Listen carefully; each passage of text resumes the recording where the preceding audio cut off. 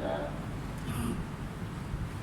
الحمد لله نحمده ونستعينه ونستغفره ونؤمن به ونتوكل عليه ونعوذ بالله من شرور أنفسنا ومن سيئات أعمالنا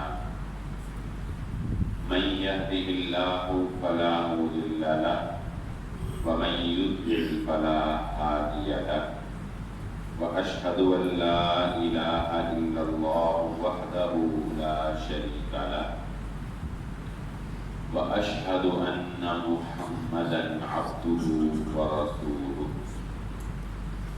اللهم صل على محمد وعلى آل محمد كما صليت على إبراهيم وعلى آل إبراهيم إنك حميد مجيد اللهم بارك على محمد وعلى آل محمد كما باركت على إبراهيم وعلى آل إبراهيم إنك حميد مجيد رب اشرح لي صدري ويسر لي أمري واحلل عقدة من لساني يفقهوا قولي سبحانك لا علم لنا إلا ما علمتنا إنك أنت العليم الحكيم أما بعد فإن خير الحديث كتاب الله وخير الهدي هدي محمد صلى الله عليه وسلم وشر الأمور محدثاتها وكل محدثة بدعة وكل بدعة ضلالة وكل ضلالة في النار فأعوذ بالله من الشيطان الرجيم بسم الله الرحمن الرحيم قال الله تعالى في القرآن المجيد فمن يعمل مثقال ذرة خيرا يره ومن يعمل مثقال ذرة شرا يره قابل عزت احترام حاضرین مجلس، محترم مکرم سامعین اکرام، ہر قسم کی تعریفات اس خالق مالک ارض و سماوات کے لیے اور لاکھوں کروڑوں درود و سلام آپ محمد مصطفیٰ صلی اللہ علیہ وآلہ وسلم کی ذات اقدس پر۔ ہماری آج کی گفتگو جو ہے اس کا عنوان آپ ذہن نشین رکھیں تاکہ جو واقعات میں آپ کے گوش گزار کروں گا ان واقعات کو اس عنوان کی روشنی میں سمجھنا آسان رہے گا۔ عنوان یہ ہے کہ ہمارا کردار یا ہمارا عمل کتنا متاثر کن ہوتا ہے، ہمارے کردار کے کیا اثرات مرتب ہوتے ہیں، ہمارا کردار دوسروں کے اوپر کیا نقوش چھوڑتا ہے۔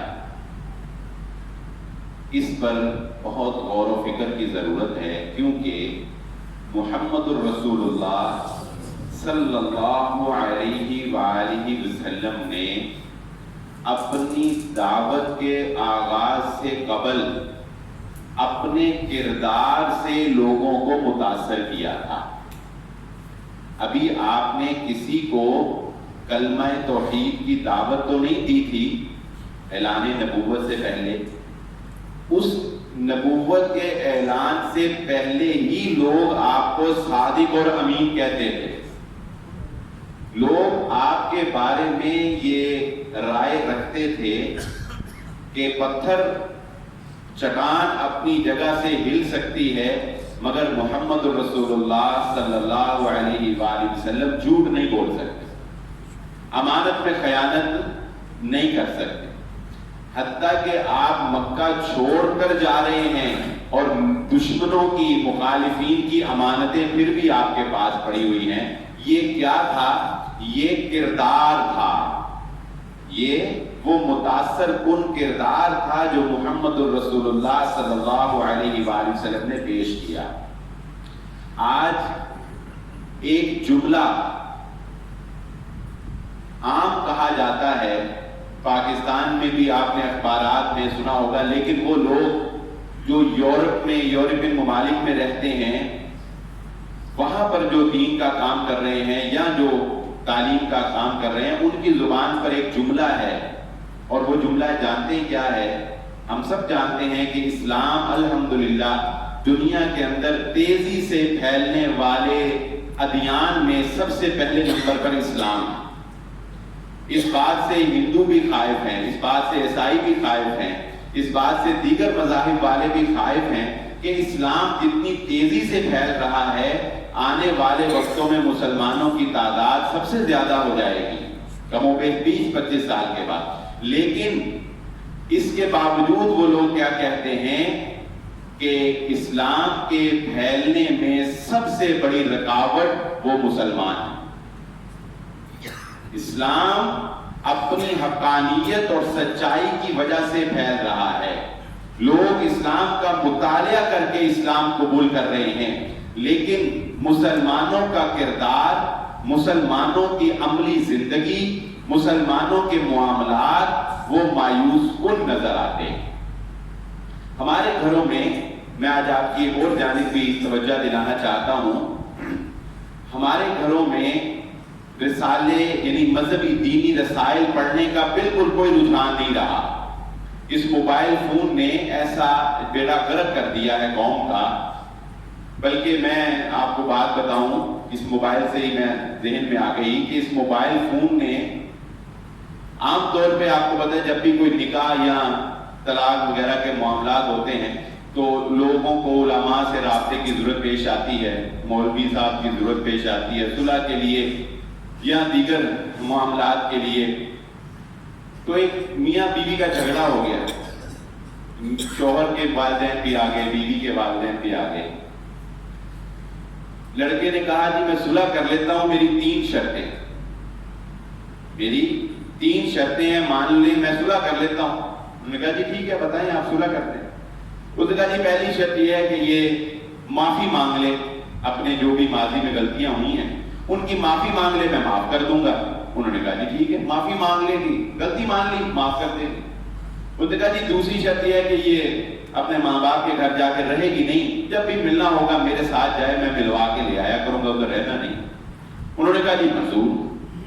لڑکی والوں نے کہا جی یہ بھی منظور ہے۔ اس نے کہا تیسری شرط یہ ہے کہ یہ اپنا پرسنل موبائل نہیں رکھے گی، یا P T C L use کرے گی یا میرا موبائل یوز کرے گی۔ اس نے کہا جی یہ شرط منظور نہیں،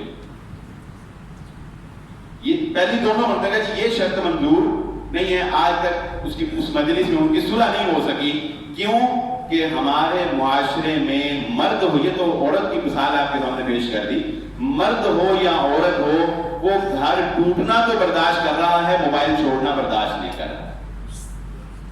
گھروں میں مردوں کا بھی یہی حال ہے، سارا دن کام پہ، اور اگر گھر جاتے ہیں تو کھانا بیوی سے بس کھایا اور اس کے بعد موبائل کے اوپر لگے، نہ بچوں کی فکر، نہ ان کی تربیت کی فکر، نہ ان کی تعلیم کی فکر، صبح بھی موبائل، رات بھی موبائل، اور باقی وقت جو ہے وہ کام۔ تو اپنے گھروں کے اندر رسائل جو دینی رسائل ہیں ان کو لگوائیں، ان کا ٹرینڈ لائیں، بچوں کو پڑھنے کا شوق دلائیں۔ میرے آج کے جمعے میں 3 واقعات جو ہیں وہ میرے دوست جناب یہ حافظ سعید فاروقی حافظ اللہ، وہ ایک ادارہ چلا رہے ہیں طارق اکیڈمی کے نام سے، علم و آگہی رسالہ وہ شائع کرتے ہیں۔ میں لا نہیں سکا، مجھے یاد نہیں رہا، انشاءاللہ اگلے جمعے میں انہیں کہوں گا یہاں پہ وہ لگا دیں گے بینر بھی، جس کو چاہیے ہو وہ مفت حاصل کر سکتا ہے، صرف اپنا ایڈریس دیں۔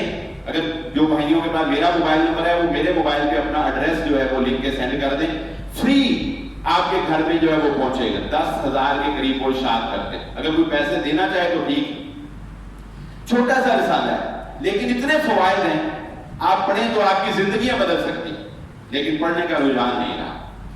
جولائی کا جو ان کا رسالہ ہے اس میں 3 واقعات ہیں جو میں آج آپ کے سامنے رکھنا چاہتا ہوں، اور اس کے بعد سیرت سے کچھ واقعات رکھوں گا جو ہمیں بتائیں گے کہ ہم کیا کر رہے ہیں، ہمارا کردار کیا ہے، ہم لوگوں کے سامنے، ہم مسلمان ہیں، ہمارا تو مثالی کردار ہوا کرتا تھا، ہمارے سے تاجروں کی لوگ مثالیں دیا کرتے تھے، ہماری ایمانداری کی لوگ مثالیں دیا کرتے تھے، ہمارے بھائی چارے کی لوگ مثالیں دیا کرتے تھے۔ اس میں انہوں نے لکھا، وہ تو لمبی تحریر ہے، میں شارٹ کر کے آپ کو بتا دیتا ہوں کہ لاہور کا ایک شخص، اس نے اپنے کیریئر کا آغاز کیا، جاپان چلا گیا. قصہ مختصر، جاپان میں جا کے اس نے بہت ترقی کی، اور بہت ترقی کرنے کے بعد، بہت مالدار ہو جانے کے بعد پھر وطن کی محبت جاگی، اور وطن کی محبت میں اس نے اپنے بیوی بچوں کو کہا کہ میں نے اپنی جو بچوں کی تربیت ہے، اپنے اولاد کی جو تعلیم ہے وہ جاپان میں نہیں یہاں پہ کرنی، ٹھیک ہے بزنس یہاں پہ جو بھی سیٹل ہے، ہم پاکستان چلے جاتے ہیں، آپ کو میں وہیں پہ رکھوں گا، میرا آنا جانا لگا رہے گا. انہوں نے کہا جی ٹھیک ہے. وہ آگے لاہور میں ادھر پاکستان کے اندر ان کا بیٹا بیمار ہو گیا، بچہ بیمار ہوا، بچے کو ہاسپٹل لے کر گئے.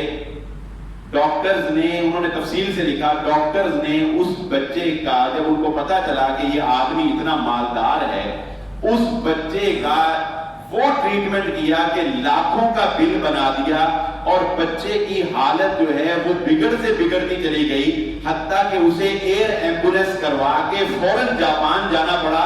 اور جب جاپان میں جا کر اپنے بچے کا ٹریٹمنٹ دکھایا جو پاکستان میں ہو رہا تھا، تو انہوں نے حیران کن طریقے سے بتایا کہ بالکل ناجائز اور رونگ یہ ٹیسٹ، یہ ساری ادویات جو اس کو دی جا رہی ہیں، آپ کے بچے کو مسئلہ ہی کوئی نہیں ہے. 3 دن کے اندر ان کا بیٹا جو ہے وہ ٹھیک ہو گیا، اور اپنی ساری فیملی کو لے کے وہ دوبارہ جاپان میں چلے. یہ ایک واقعہ نہیں ہے، ایسے 20 واقعات آپ کے سامنے سے بھی گزرے ہوں گے. یہ میں نے آپ کو اس لیے بتایا کہ باقاعدہ یہ ایک رسالے کے اندر اشاعت ہوئی اس کی، یعنی آپ اندازہ لگائیے یہ ہمارے مسلمانوں کا کردار. یہ ہم مسلمان جو ہیں، اس میں یہ میں ڈاکٹرز کو نہیں نشانہ کر رہا، ہر بندہ ہی اپنی جگہ پہ فراڈ ہے، ہر بندہ ہی اپنی جگہ پہ جعلی کام کر رہا ہے، ہر بندہ ہی اپنی جگہ کے اوپر جو ہے وہ جہاں پہ اس کا داؤ لگ رہا ہے، جہاں پر اس کو موقع مل رہا ہے، وہ درندہ ہو چکا ہے. شرم و حیا کا جنازہ نکال دیا ہے مسلمانوں نے. مسلمانوں کے کردار کے اندر وہ پختگی، وہ مسلمانوں کے کردار کے اندر للہیت اور وہ خوف خدا مسلمانوں کے اندر سے نکل چکا ہے. یعنی ہمارا کردار تو وہ تھا کہ حضرت عبداللہ بن سلام رضی اللہ تعالیٰ عنہ یہ یہودی ہیں، اور آپ جانتے ہیں کہ یہودی جتنا اپنے مذہب کے اوپر پختہ ہے کوئی دوسرا نہیں ہے. یہودی بہت کم یہودی مسلمان ہوتا ہے. عیسائیت جو ہے وہ جلدی نرم ہو جاتے ہیں عیسائی، اور زیادہ مسلمان ہونے والی تعداد عیسائیوں کی ہے. اس کے علاوہ دیگر مذاہب بھی جلدی پگھل جاتے ہیں، مگر یہ قوم یہود اپنے اندر اتنا تعصب اور ہٹ درمی رکھتی ہے کہ یہ جلدی مسلمان نہیں ہوتے. لیکن حضرت عبداللہ بن سلام رضی اللہ تعالیٰ جو کہ یہودی عالم تھے، مدینہ میں رہتے تھے، جب محمد رسول اللہ صلی اللہ علیہ وآلہ وسلم مکہ سے ہجرت کر کے مدینہ گئے ہیں، تو جانتے ہیں حضرت عبداللہ بن سلام رضی اللہ تعالیٰ عنہ کیسے مسلمان ہوئے. کوئی بات نہیں سنا، کوئی بڑی نبی صلی اللہ علیہ وسلم کی تقریر نہیں سنی، بلکہ حضرت عبداللہ بن سلام کہتے ہیں کہ میں نے جب پہلی دفعہ نبی صلی اللہ علیہ وآلہ وسلم کے چہرہ مبارک کو دیکھا تو میں مسلمان ہو گیا کہ میں نے یہ جج کر لیا کہ یہ چہرہ کسی جھوٹے انسان کا ہو ہی نہیں سکتا. چہرے کے اوپر اللہ رب العزت نے اثر رکھا ہے انسان کے اعمال اور اس کے کردار کا. چہرے سے نظر آ جاتا ہے انسان کا کردار اور اس کا اعمال، اس کے اعمال. تو حضرت عبداللہ کہتے ہیں کہ میں نے دیکھ کر ایمان لے آیا، مسلمان ہو گئے، کہ میں نے یہ جان لیا کہ یہ خوبصورت اور معصوم چہرہ یہ کسی جھوٹے انسان کا نہیں ہو سکتا، یہ سچے انسان کا چہرہ. آئیے دوسرا واقعہ، انہوں نے اسی سے ملتا جلتا دوسرا واقعہ بھی نقل کیا.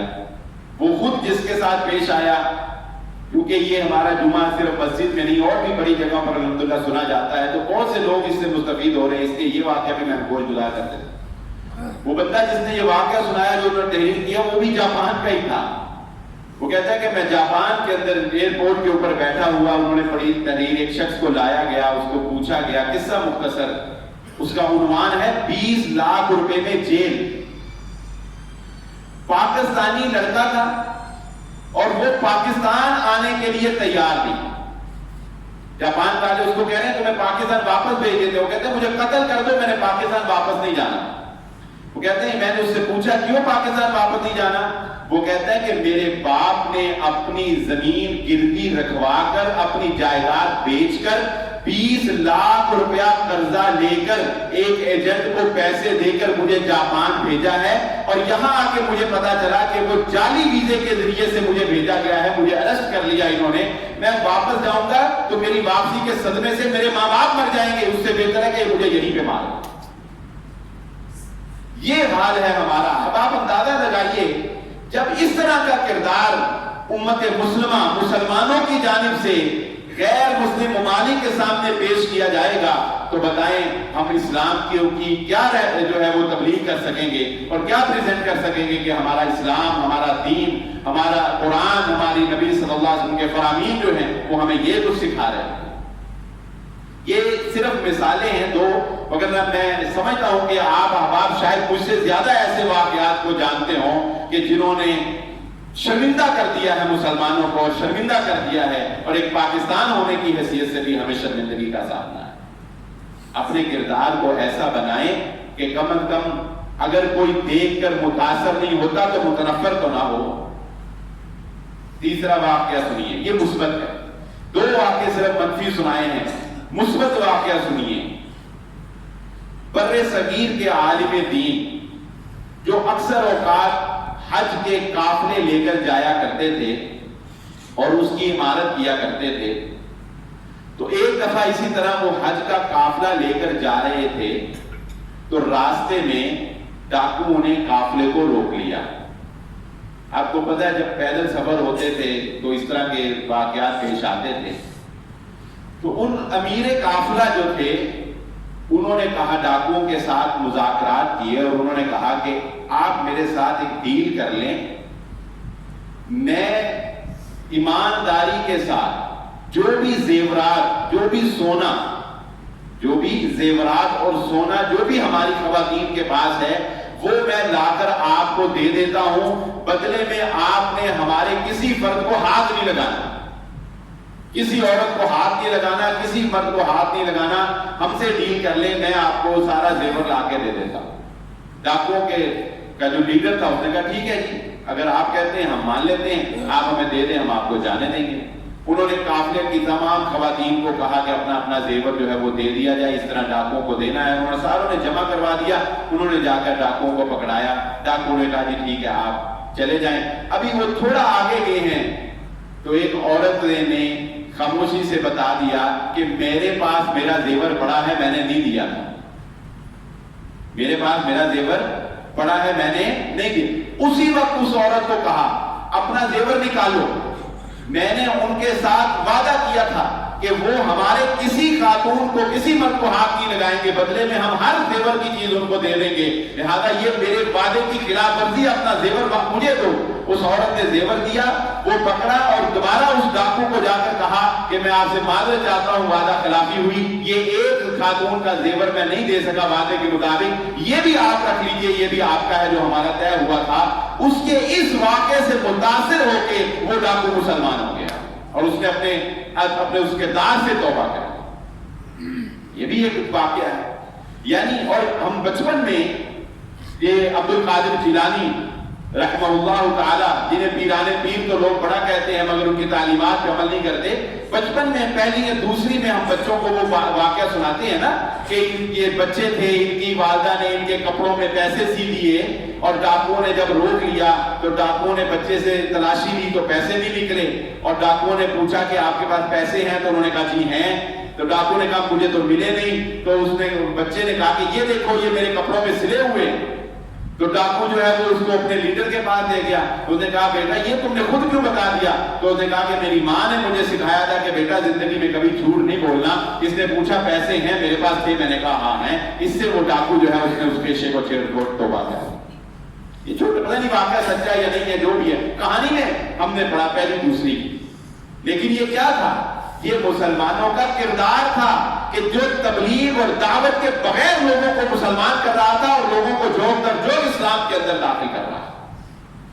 محمد الرسول اللہ صلی اللہ علیہ وآلہ وسلم کے چند جانثار صحابہ، آپ صلی اللہ علیہ وآلہ وسلم نے وفد بھیجا۔ حضرت ثمامہ بن اسال رضی اللہ تعالیٰ عنہ یہ یمامہ کے سردار تھے، بادشاہ تھے، اور یہ اقتصادی طور پر اس علاقے کو بڑی ہی اہمیت حاصل تھی۔ یہ علاقہ اگر اپنا راستہ بند کر دے اور اگر اقتصادی معاونت مکے والوں کی بند کر دیتا تو مکے والوں کا جینا جو ہے وہ مشکل ہو جاتا، بچے بھوکے مرنے تک نوبت پہنچ جاتی۔ یہ کہتے ہیں کہ میں محمد الرسول اللہ صلی اللہ علیہ وآلہ وسلم کا دشمن، جانی دشمن، اور اس کوشش میں تھے کہ کسی طرح مجھے موقع ملے اور میں نبی صلی اللہ علیہ وآلہ وسلم کو شہید کر دوں۔ اور ایک دفعہ موقع ملا بھی، یہ آپ صلی اللہ علیہ وآلہ وسلم کے پیچھے کھڑے تھے اور انہوں نے اپنی تلوار نکال لی، تلوار نکال کر نبی صلی اللہ علیہ وسلم پر وار کرنے لگے، مگر ان کے چچا نے ان کا ہاتھ روک لیا کہ نہیں، ایسی جسارت نہ کرو، اور نبی صلی اللہ علیہ وسلم کو اللہ تعالیٰ نے محفوظ رکھا۔ تو آپ صلی اللہ علیہ وآلہ وسلم پر تو ان کا وار نہیں چل سکا، لیکن انہوں نے یہ تہیہ کر لیا کہ میں آپ صلی اللہ علیہ وآلہ وسلم کو اور آپ کے اصحاب کو ہر طرح سے تکلیف پہنچاؤں گا۔ چنانچہ ایک دفعہ موقع ملنے پر انہوں نے نبی صلی اللہ علیہ وآلہ وسلم کے بہت سے صحابہ اکرام کو شہید کیا، کو گرفتار کیا، پکڑا اور بے دردی کے ساتھ شہید کیا۔ اس کے بعد اللہ کے نبی صلی اللہ علیہ وآلہ وسلم نے یہ اعلان کر دیا صحابہ اکرام کو اور اپنے دستوں اور لشکروں کو کہ ثمامہ بن اسال جہاں بھی تمہیں ملے اس کو قتل کر دینا، جہاں بھی تمہیں ملے اس کو قتل کر دینا۔ ثمامہ بن اسال اسی طرح ایک دفعہ پھر ان کو شوق پیدا ہوا کہ میں بیت اللہ کی زیارت کروں۔ حج اور عمرہ تو جاہلیت میں بھی ہوتا تھا، تو بیت اللہ کی زیارت کرنے کے لیے جب یہ مکہ کی طرف روانہ ہوئے تو نبی صلی اللہ علیہ وآلہ وسلم کے اصحاب جو گشت کیا کرتے تھے مکے کے گرد و نواح میں کہ تاکہ کوئی مکہ کے مدینہ کے گرد و نواح میں کہ کوئی مدینہ پر اچانک حملہ نہ کر دے، تو انہوں نے رات کے وقت ان کو گرفتار کر لیا، لیکن ان کو پتہ نہیں تھا کہ یہ کون ہیں جن کے بارے میں نبی صلی اللہ علیہ وسلم نے یہ فیصلہ سنایا کہ ان کو قتل کر دینا جہاں پہ بھی ملے۔ انہوں نے ایک ویسے ہی دیکھ کر ایک مشکوک آدمی دیکھ کر تو جو ہے اسلحہ اس کے پاس ہے، انہوں نے لا کر مسجد النبی کے ستون کے ساتھ جو ہے وہ ان کو باندھ دیا۔ صبح ہوئی تو کہا کہ اللہ کے نبی صلی اللہ علیہ وسلم سے پوچھیں گے کہ ان کا کیا کرنا ہے، تو نبی صلی اللہ علیہ وآلہ وسلم نے جب ستون کے ساتھ بندھا ہوا دیکھا، آپ صلی اللہ علیہ وسلم نے پوچھا صحابہ کو تمہیں پتا ہے تم کس کو لے آئے؟ انہوں نے کہا نہیں۔ فرمایا اللہ کے نبی صلی اللہ علیہ وسلم نے یہی وہ شخص ہے جس کے قتل کے بارے میں میں نے تمہیں فیصلہ کن بات بتا دی کہ اس کو قتل کر دینا جہاں بھی پائے۔ صحابہ نے کہا اللہ کے نبی صلی اللہ علیہ وسلم حکم فرمائیے۔ آپ صلی اللہ علیہ وآلہ نے فرمایا نہیں، اس کو یہاں پر رہنے دو۔ نبی صلی اللہ علیہ وسلم فرمایا میرے گھر سے اس کو کھانا بھجوایا جائے اور میری اونٹنی کا دودھ جو ہے وہ صبح شام جو ہے وہ اس کو پلایا جائے۔ نبی صلی اللہ علیہ وآلہ وسلم نے ایک دن پورا اس کو باندھے رکھا۔ کتنا زبردست دشمن ہے آپ اندازہ لگائیے۔ اگلے الفاظ بھی میں بیان کرتا ہوں۔ شام کو اللہ کے نبی صلی اللہ علیہ وسلم نے پوچھا ثمامہ کیا خیال ہے تمہارا، تمہارے ساتھ کیا سلوک کیا جائے؟ سردار آدمی تھے، سردار تھے تو سرداروں والی بات کی۔ کہا نمبر 1 پہلی بات یہ ہے کہ مجھے قتل کر دو، مجھے قتل کرو گے تو تم حق بجانب ہو کہ میں نے تمہارے آدمیوں کو قتل کیا ہے، بدلے میں تم مجھے قتل کر دو۔ دوسری بات اگر مجھے آزاد کر کے مال و دولت چاہیے تو منہ مانگا ملے گا، بتاؤ کیا چاہیے؟ مجھے آزاد کر کے پیسے چاہیے، مال چاہیے تو منہ مانگا ملے گا، بتاؤ کیا چاہیے؟ مجھے آزاد کر دو، مال مل جائے گا۔ اور تیسری بات اگر تم مجھے چھوڑ دو گے تو تم ایک قدردان کے اوپر رحم کرو گے، کسی ناشکرے کے اوپر، بے ضمیرے کے اوپر، تھوڑ دلے کے اوپر رحم نہیں کرو۔ تمہیں اگر مجھ پر یوں کہہ لیں پنجابی میں کہ اگر مجھے پر احسان کرو گے تو تمہیں پتہ لگے گا کہ کسے بندے تے احسان کیتا، کسے نر آدمی پہ احسان کیا۔ اللہ کے نبی صلی اللہ علیہ وآلہ نے فرمایا اس طرح ہی رہنے دو۔ 3 دن تک مسجد النبی کے ستون کے ساتھ ایک قیدی بندہ ہے، وہ کیا دیکھ رہا ہے؟ وہ صرف اور صرف مسلمانوں کا مسجد میں آنا جانا، ان کا کردار، ان کی گفتگو، ان کا اپنے ساتھ سلوک دیکھ رہا ہے۔ اسے کوئی وعظ نہیں سنایا، اسے کوئی بڑی تقریریں نہیں سنائی، اسے کوئی بڑے لٹریچر نہیں پڑھائے، وہ صرف محمد رسول اللہ صلی اللہ علیہ وسلم کے ساتھ صحابہ کی عقیدت، آپ کا کردار، آپ کی نرم دلی، آپ کا حسن سلوک، وہ صرف یہ دیکھ رہا ہے۔ 3 دن کے بعد اللہ کے نبی صلی اللہ علیہ وآلہ وسلم نے صحابہ اکرام کو کہا اس کو آزاد کر دو۔ 3 دن کے بعد اللہ کے نبی صلی اللہ علیہ وآلہ وسلم نے کہا اس کو آزاد کر دو۔ صحابہ اکرام نے چھوڑ دیا، اونٹنی دے دی، آزاد کر دیا۔ مدینے سے باہر گئے، ایک مقام کے اوپر ٹھہرے، اونٹنی کو پانی پلایا، خود بھی غسل کیا، نہائے اور واپس آ کے مسجد النبوی میں آ کر اسلام قبول کر لیا، مسلمان ہو گئے۔ اور جانتے مسلمان ہونے کے بعد کیا کہا تھا؟ کہنے لگے اے محمد صلی اللہ علیہ وآلہ وسلم، اسلام لانے سے پہلے کائنات کے اندر مجھے سب سے زیادہ نفرت اگر کسی انسان سے تھی تو وہ آپ تھے، اور اسلام لانے کے بعد مجھے اپنی جان سے بھی زیادہ، کائنات میں سب سے زیادہ اگر کسی کا چہرہ محبوب ہے تو وہ محمد الرسول اللہ صلی اللہ علیہ وسلم۔ پھر اللہ کے نبی صلی اللہ علیہ وآلہ وسلم سے اجازت مانگی۔ اگلا پورا واقعہ سن لیجئے، اس سے مزید آپ کو نبی صلی اللہ علیہ وآلہ وسلم کے کردار کا اندازہ ہوگا۔ پھر نبی صلی اللہ علیہ وسلم سے عمرہ کرنے کی اجازت مانگی۔ آپ صلی اللہ علیہ وآلہ وسلم نے بتایا کہ اب تم مسلمان ہو گئے ہو، آپ کو بتوں والا عمرہ نہیں کرنا۔ آپ صلی اللہ علیہ وسلم نے عمرہ کرنے کا طریقہ سکھایا۔ نبی صلی اللہ علیہ وآلہ وسلم سے عمرہ کا طریقہ سیکھ کر عمرے کی اجازت لے کر جب مکہ گئے تو اللہم لبیک لبیک لا شریک لک لبیک ان الحمد، جب یہ الفاظ کہے لا شریک لک لبیک تو کان کھڑے ہو گئے مکے والوں کے کان کھڑے، یہ کون آ گیا جس نے ہمارے بتوں کو جن کو ہم اللہ کا شریک کہتے ہیں ان کے بارے میں کہہ دیا کہ لا شریک، اللہ کا کوئی شریک نہیں ہے۔ تلواریں نیام سے باہر آ گئیں، لوگوں نے دیکھا کون ہے وہ نہیں، یہ تو تمامہ بن اسال یمامہ کا بادشاہ، تلواریں اسی وقت نیام میں چلی گئی۔ سرداروں نے بتایا اس کو آنچ بھی آ گئی، تمہارا اقتصادی ناختہ بند کر دیں گے، تمہارے بچے بھوکے مر جائیں گے۔ کہا یہ کیا کیا، بے دین ہو گئے ہو؟ کہا نہیں، میں نے اب اصل میں دین کو سمجھا ہے، میں اپنے آباء و اجداد کے دین سے بیزاری کا اعلان کرتا ہوں، محمد الرسول اللہ صلی اللہ علیہ وسلم پر ایمان لاتا ہوں، اور جس نے محمد الرسول اللہ صلی اللہ علیہ وسلم کو تکلیف پہنچائی وہ میرا دشمن۔ عمرہ کر کے واپس چلے گئے، اقتصادی راستہ بند، مدد بند، یمامہ سے تمام معاشی ناختہ ختم۔ اس سے آپ کو معاشی پالیسی کی اہمیت کا بھی اندازہ ہوگا کہ ہماری معیشت وہ کسی بھی قوم کے پاورفل ہونے کے لیے کتنی ضروری ہے۔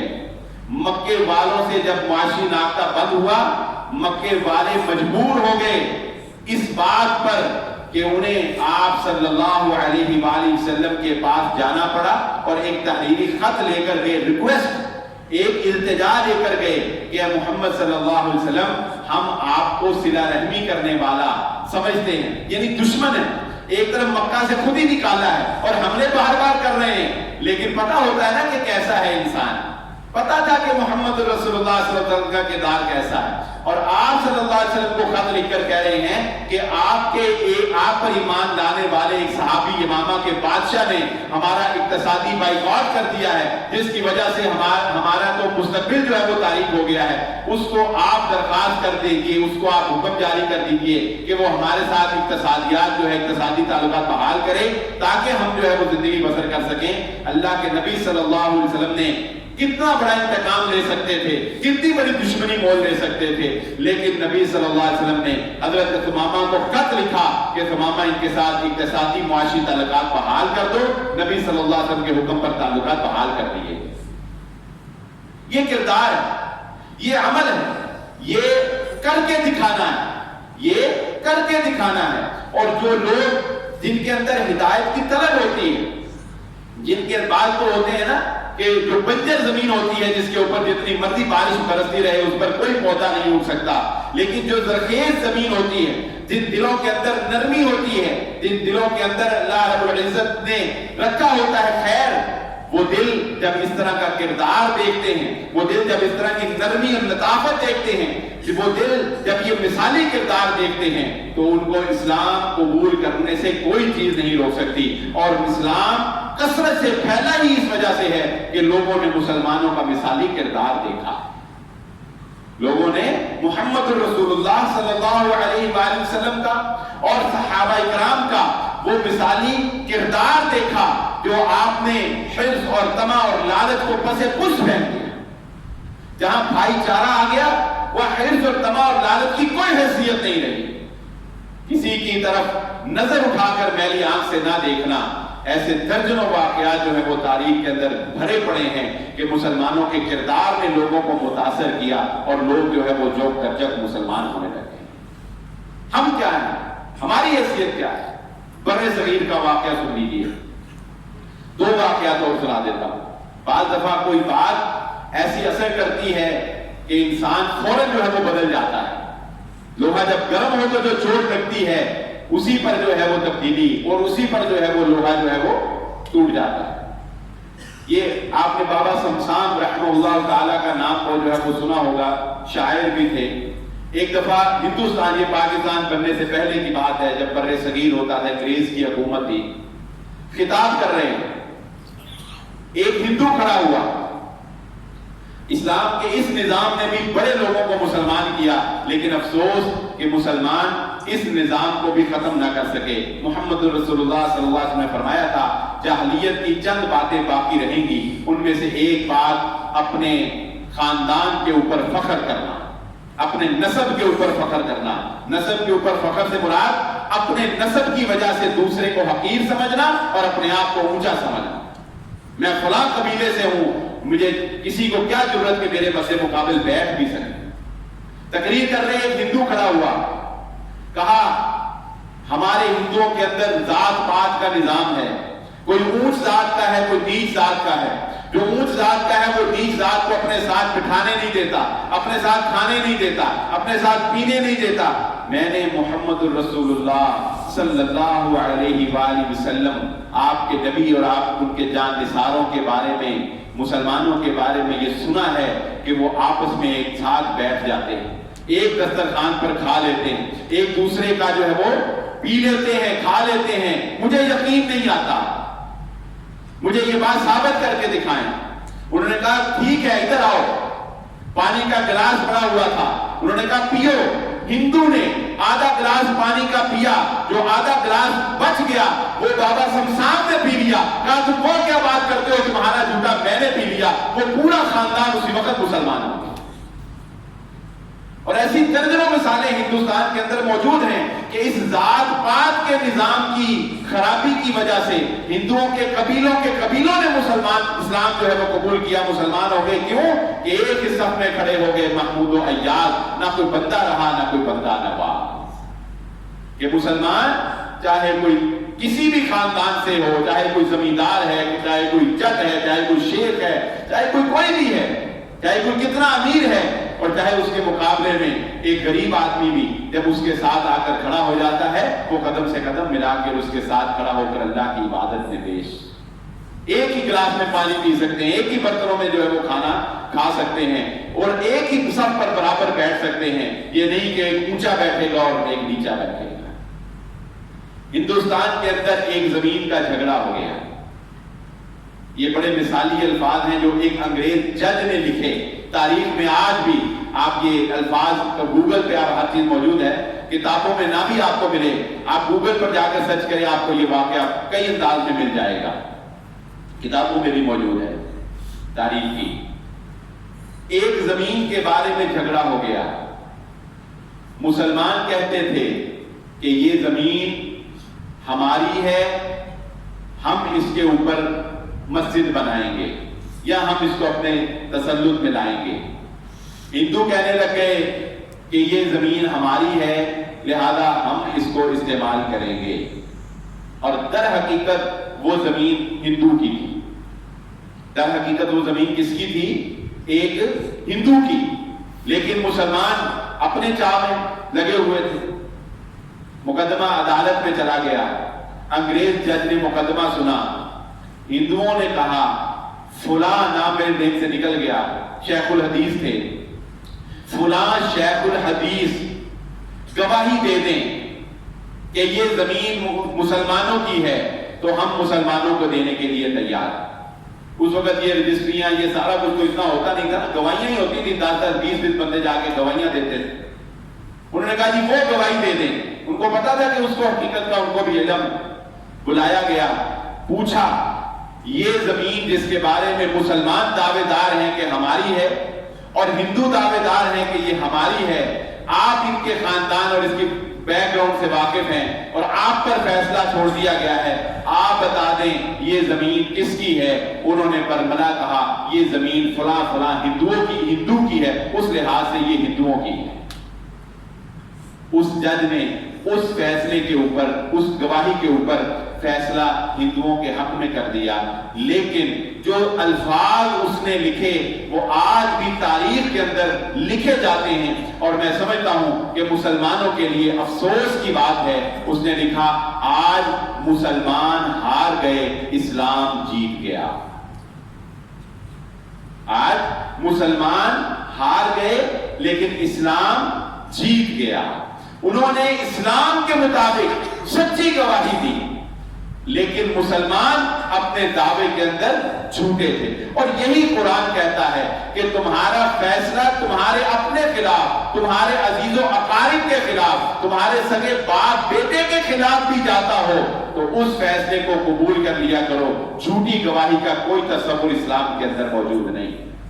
تاریخ قاصر ہے ایسی مثال پیش کرنے سے کہ کبھی کسی شخص نے آ کر خود اتنی سخت سزا کے بارے میں یہ کہا ہو کہ اے محمد صلی اللہ علیہ وآلہ وسلم مجھ سے یہ گناہ ہو گیا ہے، مجھ پر یہ سخت ترین سزا نافذ کر دیجئے. بتائیے تاریخ میں سوائے مدینہ کی ریاست میں ماعز ابن مالک رضی اللہ تعالیٰ عنہ، یا وہ ایک عورت کا واقعہ آتا ہے یا اور واقعات ہیں کہ خود آ کر کہا کہ ہم سے گناہ ہو گیا، ہم پر حد نافذ کر دیجئے. بتائیں کہیں اور اتنی سخت سزا تسلیم کرنا کسی اور مذہب دین میں نظر آتا ہے؟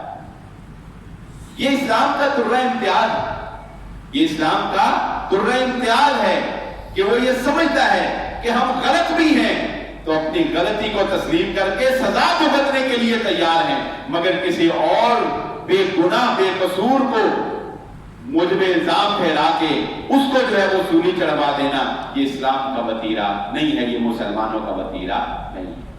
اپنے شب و روز کو دیکھیں، اپنے معاملات کو دیکھیں، اپنے کردار کو ایسا بنائیں کہ لوگ آپ کے کردار سے متاثر ہو کے دین کی طرف آئیں، لوگ آپ کے کردار سے متاثر ہو کے اسلام کی طرف آئیں. بات لمبی نہ ہو جائے اور بات ذرا کڑوی بھی ہے، مگر میں اشارے میں کہہ دیتا ہوں اگر آپ تاریخ پڑھیں گے بر صغیر کی تاریخ تو اکبر بادشاہ نے جو دین اکبری اور دین الہی نکالا تھا اس کو گمراہ کرنے والے کوئی اور نہیں تھے، اس کو گمراہ کرنے والے اس وقت کے علماء اور مولوی حضرات. علماء میں بھی اچھے برے ہر طرح کے لوگ ہیں نا، علماء سو بھی تو ان کا کہا گیا ہے. اس کو جو دین اکبری کا مشورہ اور دین الہی کے مشورے دینے والے یہ کوئی ہندو سکھ نہیں تھے، وہ مسلمان نہیں تھے. اور اس کی مجلس میں بیٹھنے والے چاپلوسی کرنے والے علماء آج بھی آپ کو ایسے لوگ مل جائیں گے جو اندھے ہو چکے ہیں چاپلوسی کے اندر اور حق کو پسے پش ڈال چکے ہیں چاپلوسی کے اندر. آج بھی ایسے ملے. اس کو دین اکبری سکھانے والے بتانے والے بھی یہی لوگ ہیں. تو ہر شعبے کے اندر آپ کو ایسے لوگ نظر آئیں گے، لیکن اپنے کردار کو مثالی بنائیے. محمد الرسول اللہ صلی اللہ علیہ وآلہ وسلم کی ذات کے بارے میں اللہ رب العزت نے فرمایا لَقَدْ كَانَ لَكُمْ فِي رَسُولِ اللَّهِ أُسْوَةٌ حَسَنَةٌ. تمہیں نبی صلی اللہ علیہ وآلہ وسلم کے شب و روز میں، ان کے کردار، ان کی گفتار میں، ان کے چلنے میں، اٹھنے میں، بیٹھنے میں، سونے میں، جاگنے میں، سفر میں، حضر میں، ان کے غصے میں، ان کے پیار میں، ان کی نرمی میں، تمہیں ان کی ہر چیز میں بہترین نمونہ نظر آئے گا. اللہ رب العزت سے دعا ہے جو کہا اور جو سنا سمجھنے کی اور عمل کرنے کی توفیق عطا فرمائے. وما علیہ البلاغ.